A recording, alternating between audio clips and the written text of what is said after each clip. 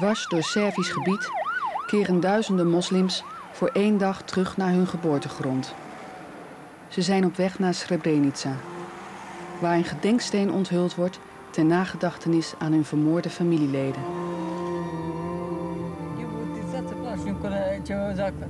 Ti se plašiš? Evo nije, ali kao kakve poglede, a ne bojim se, šta je? Ja.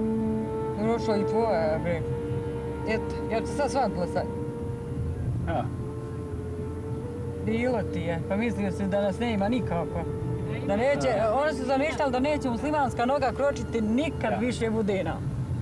Ne mogu da idu po cesti, vidiš, autima, ostavili. Eto te. On stvarno mi zamišljali.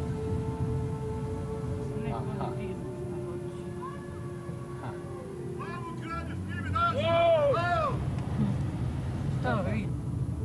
Neka ste skila šamije, znaš, da ne vidi ko je. This was your hometown. Ja. Do you recognize it? There's a house where my mother was killed. Yeah.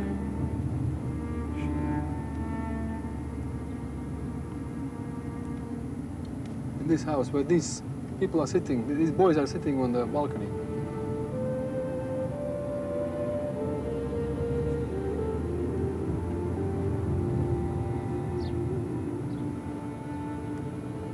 My apartment is in this row of buildings. See this row of buildings. Bijna 7 jaar na dato komt het NIOD, het Nederlandse Instituut voor Oorlogsdocumentatie, met het lang verwachte onderzoeksrapport over de val van de enclave. Hassan Nuhanovic, die destijds als tolk werkzaam was voor Dutchbed en zijn hele familie verloor, maakt zich geen illusies over de uitkomsten van het onderzoek. The NIOD report, basically, I, as an individual, want the NIOD report to give this answer to myself, Hassan Nuhanovic. Why my family was thrown out of the base, according to what standards, according to what rules, and who is responsible for that. These two questions and these two answers I'm looking for in NIOD report, myself as an individual. If it doesn't give these answers, the NIOD report to myself will be worthless, completely worthless. Sinds de val van de enclave is Hassan onafgebroken bezig met zijn eigen onderzoek en probeert hij antwoord te krijgen op de vraag waarom Dutchbed zijn familie niet kon beschermen.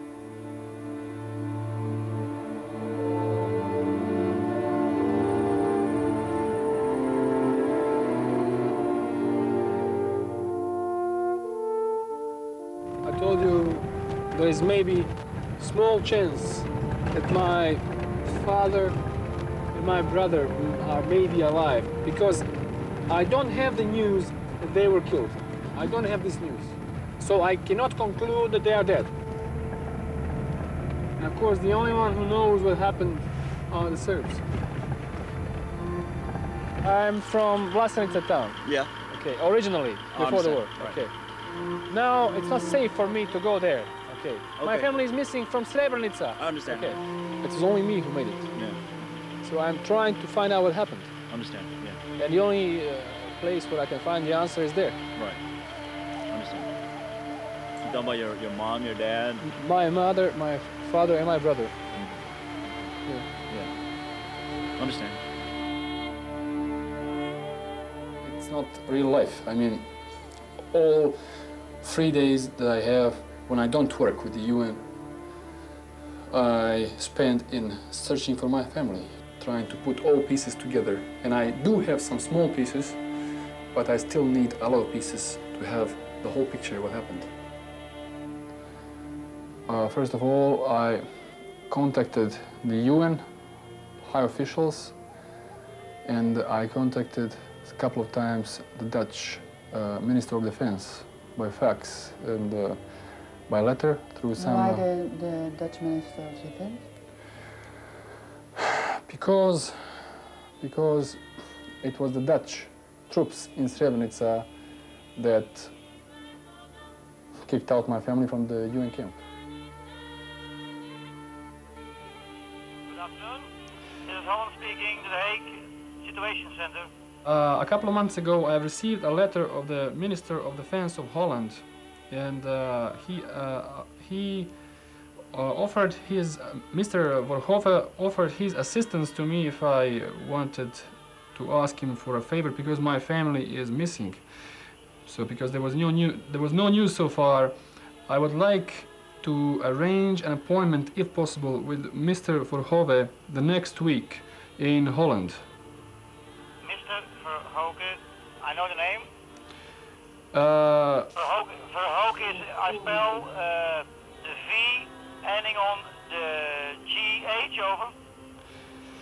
Yes, his full name is, well, I can spell, it's Dr. IRJJC Verhoeven, the Minister of Defense. Can you repeat it again, sir? Yes, I would like to arrange an appointment with the Minister of Defense of the Netherlands.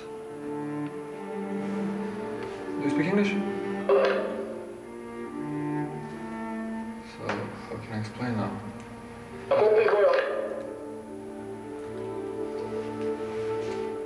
Whoever tried to explain so far what happened there did not really focus so much about the, I would call it, disgraceful action of the Dutch troops that they did with the people who were in the UN base, and which resulted by having my whole family missing. They did not give the chance to those people to stay in the camp, although, as far as I know, there was no really pressure from the Serbs around to expel the people from the camp, as far as I know.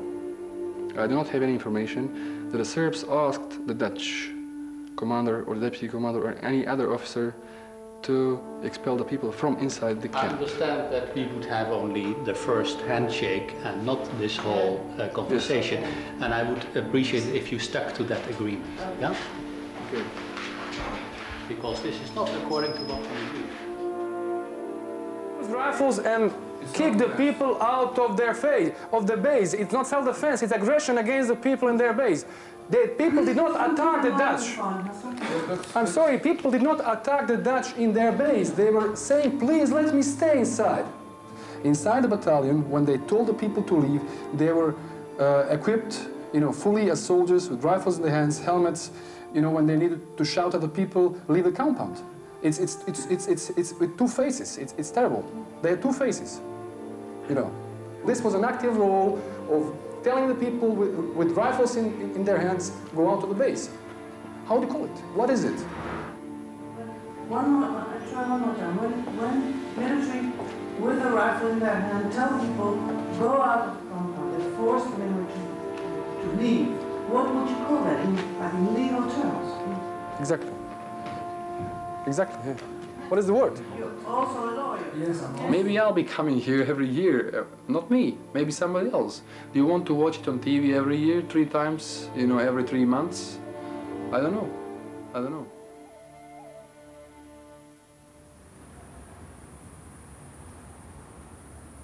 When I approached that place, I heard the Chetnik that was with them said, take that one, we are going to need him. I was pretending that I did not hear his words, and I proceeded towards the truck, and at the moment when I was about to get on the truck, one Dutch soldier came and pushed me aside, saying, women only.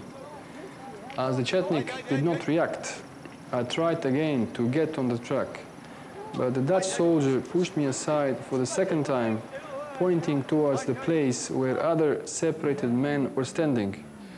I was very persistent, and after the third attempt, my wife, who had already boarded the truck, gave me her hand, and I got on the truck, thus managing to reach a free territory, the place of Kladaň.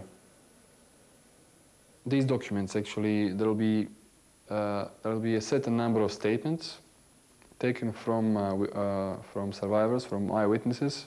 In these statements that we took up till now, you can see what we have been telling journalists and all those who wanted to listen to us, that the Dutch, the UNPROFOR and the other elements, international elements present in Srebrenica were complicit in war crimes.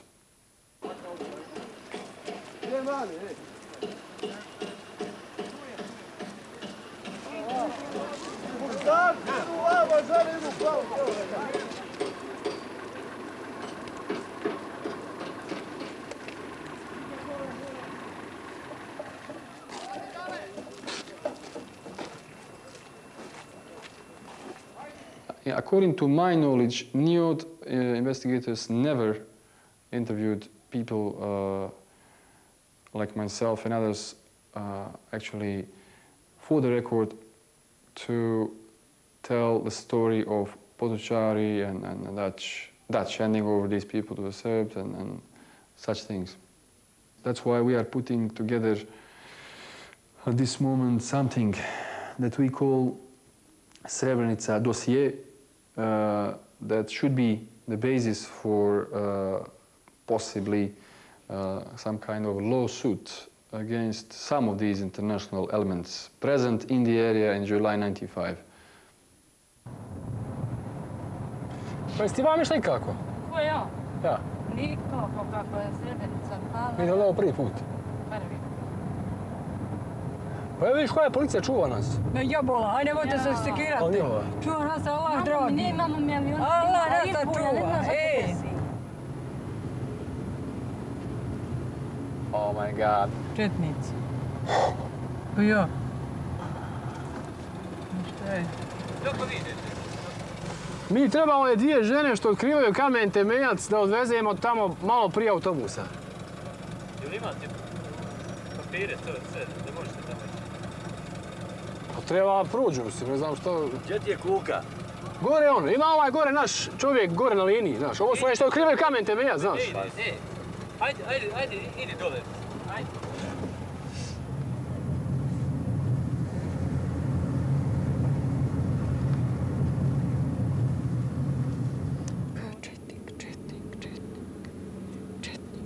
Jel da? Četnik glavni, jel?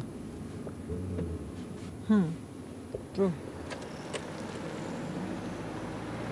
Koja je to televizija?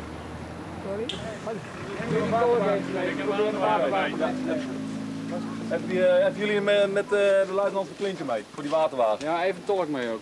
Tolk ook mee? Oké. On 13th of July, they came in fact to the animal office where I was sitting with my family, and they said, we need all interpreters now. And the Dutch said, okay, now you tell the people in the hangar they have to start leaving the camp. They go to the gate. So we climbed on top of the vehicles, 2-3 of interpreters, and just repeated the words from the Dutch soldiers. They told us what to say. We didn't want to improvise anything because the moment was very important. And they said, okay, tell them they have to start leaving the camp. And all the way to the gate, there were 2 tapes on both sides, so you can't go either side of the tape, just straight to the gate. And they started walking out. We heard some things which we didn't like at all, like that some men were being killed. I mean, we didn't know what happened outside because we were not there, but we were very scared. My family was very scared, especially for my younger brother. My parents were scared for him. They knew, I mean, they knew I had this UN ID card and maybe I could stay in the camp and be evacuated together with the armed force, but, well, women were going to be evacuated safely, but I mean, for the men, nobody could guarantee at all. Dutch military, they knew that the men were separated outside. For sure they knew, because they were outside and inside. I mean, Dutch soldiers were coming and leaving. I mean, they were working in shifts. And I spoke to them, but you know, no one wanted to tell us what was happening outside. We were asking all the time before the people started leaving the camp. what's happening outside? Tell us, we want to know. But nobody really, they just kept their mouth shut. No comments at all. Ja, golf, blijft ook. Nou, dan hebben we denk ik wel genoeg man, dan kan de rest gaan terug naar de compound. Dan heb ik al contact op over wie hier moet komen. Ja, ik ga zo meteen doen dat je pop doorgaat. Miki, i da obiđu, da vide, hoće reći još neko, to je njihov posao. Znači da ih kupe, da idu, autobusi čekaju. I was sitting with my family, we were just discussing what we would do, and we were all disappointed. I mean, disappointed is too weak word to say. Animals were somewhere out, and they suddenly came inside and said, Hassan, you tell your parents and your brother that they must leave right now. There is no waiting anymore. They must leave right now because there is no more than 100 people left in hangar. All people are already gone. They must leave. They can't stay. I mean, it was just like pushing.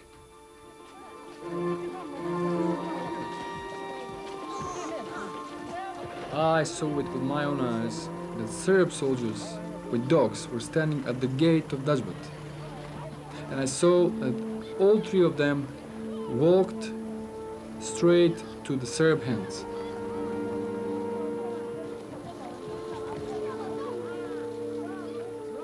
I understand that so far in all reports speaking about Potocari situation, the Dutch, Dutch institutions like Defense Ministry and other institutions are trying to explain the maximum of responsibility they are ready to accept is the passive responsibility, which means we were there but we did nothing. For someone to be there and do nothing, it's really difficult to define judicial, legal responsibility. But for someone who was there and did something, is actually something called active responsibility, an active role in events. You are part of the events, you are taking part in the events, and the result depends on your role. You can't say that the result does not depend on your role. It depends on what you do. So, for example, in one of these statements, it is written that a man who came to the base, he was actually wounded in the leg, was hoping, sitting there, who was hoping, just like my family, that he was going to be safely put on the bus and taken to a safe place. And he had this belief in his mind all those 2 days and 2 nights while he was sitting on the base, until the moment when he had to walk between those 2 plastic tapes. His wife is giving statement to us about it, and she's saying that he walked between those 2 tapes, 2 plastic tapes, and at the moment when he approached the gate, he realized that he was totally wrong, believing that everything was being organized properly and that he was going to survive. When he saw the Dutch soldiers standing at the gate together with Serb soldiers, and when he saw that men and boys were being separated at the right at the gate, he turned around. He turned around for 180 degrees and started walking back. You see, that was his instant reaction. Walking back meant going back into a safety, which was Dutchbat base. At that moment, his wife is saying for the statement, 2 Dutch soldiers came from 2 sides. They grabbed him for his arms. One grabbed him for one arm, the other for the other arm. And then they simply dragged him, they pulled him out of the base and dropped him outside the gate. See, this is very much active role in something that happened in Potocari. This is not, we were there, we were watching, we did nothing, yes, we regret, we have moral responsibility. No, this is something different. This is, we were there and we helped the Serbs to do what they did. Idemo, bratna. Now you will see the place where around 1,000 people were killed in Kravica. And you will still see, I think, bullet holes on the walls of Kravica. This place here.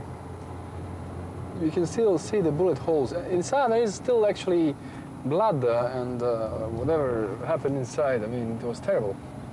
They tried to fix the bullet holes, but 1,000 were killed inside, approximately. They are insulting.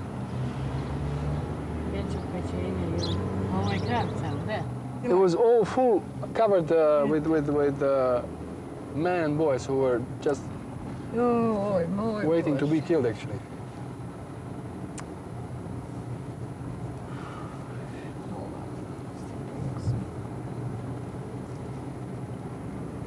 Eto ko juče da to bi, eto juče zadeš da mi se uslika sve živo.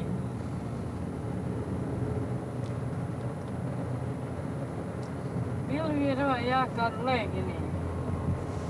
Ja zajmim sa moje odjeće, djeca šta su. Ja. Šta su nosali, kako je koji išao, kako je koji ponosio. Jeste. Kako koji kahni. Gdje? Sve to meni u očima kada... Sve i ja. Od malenoga to sve pamtim.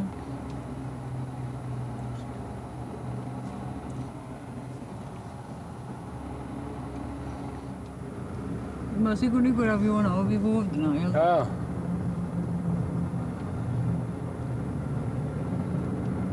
To niste tako bili kad smo išli i... A to ja kažem. Ja, kako sad mora se obezbijeti avion. Ja. I onda li mogu, nego... Nećemo veli. Pusti, daj. Ja. Isto ovako. Pa neka uzela on Srebrenicom, propusti narod. Ja. Čisto pošteno. To je to. Nećete. Pa ovo nije vlada imala kad su nas zaštitile. Oni što su poslali svoje đubrade. Zaštite. Da nas nisu zaštitili, bolje je bilo, nego ovako je bilo, drugčije je bilo. Što su zaposlili.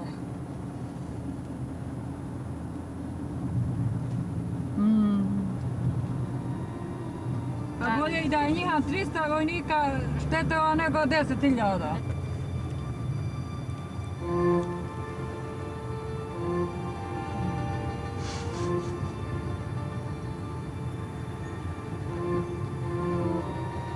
My God, it's a whole army. This is necessary to do, to lay one foundation stone. Eto. Sad ćemo mi staviti šamije svoje. Stavi.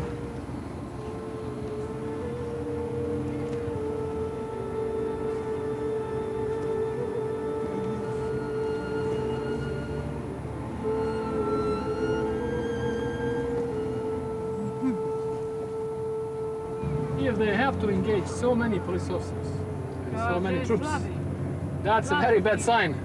Speaking about our return and security.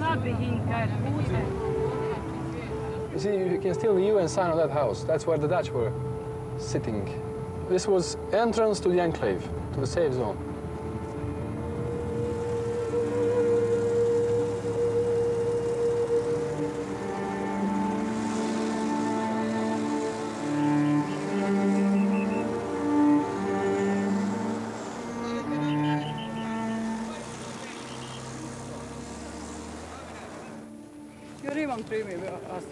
Tu ima tremat, otkriješ kamen i nek se slikaju.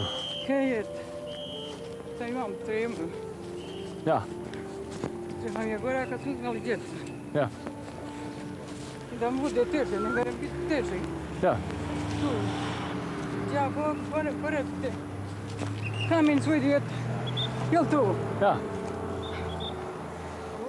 I went back many times because I was looking for information on my family and other missing people, but some people, because they were either scared to go or they simply couldn't face it. But this event will change many people's minds, and at least on that day, they simply want to be there, you see, because of their loved family members who were murdered. So simply we have to be there for them. It's for that day is only for them.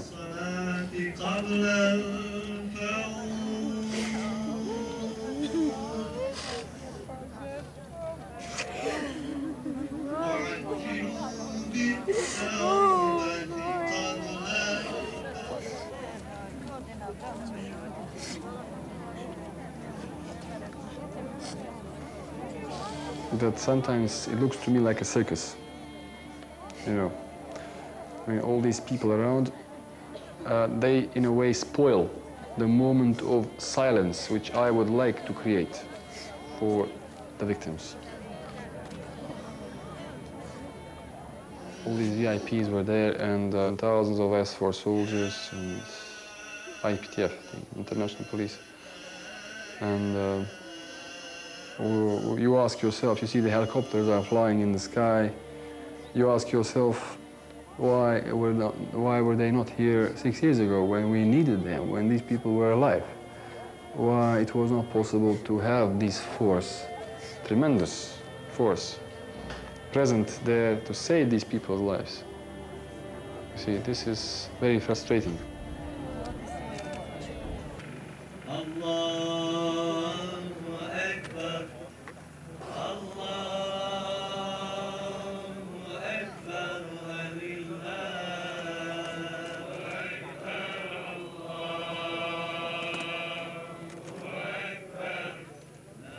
Vjerujemo, Bože, da će kod onih koji su u ime čovječanstva bili zaduženi da štite živote nevinih ljudi progovoriti savjest, pa da ujde svoj grijeh i svoju obavezu da pomognu preživjelim Srebreničanima da se vrate u svoje domove i da njihova djeca žive život dostojan čovjeka. You cannot reverse the time. So you cannot revive these people. They are dead. But you can do justice. And for the sake of the dead ones, and for the sake of the living ones, and for the sake of the future, we need to have justice. Especially because very little justice was done so far. Truth is there as far as we are concerned. We know what happened. I know what happened. All of these people who survived it, but the world, how much the people in the world know about it, how much these facts are presented in the world, that's what we want. We want the whole world civilization to be aware that this in Srebrenica was a terrible genocide, you know, at the end of 20th century. And it has to be recognized as a fact. Then, of course, those who are responsible for the genocide, not only the Serbs, but also those who allowed or helped the Serbs in one or another way do it, they have to pay for it.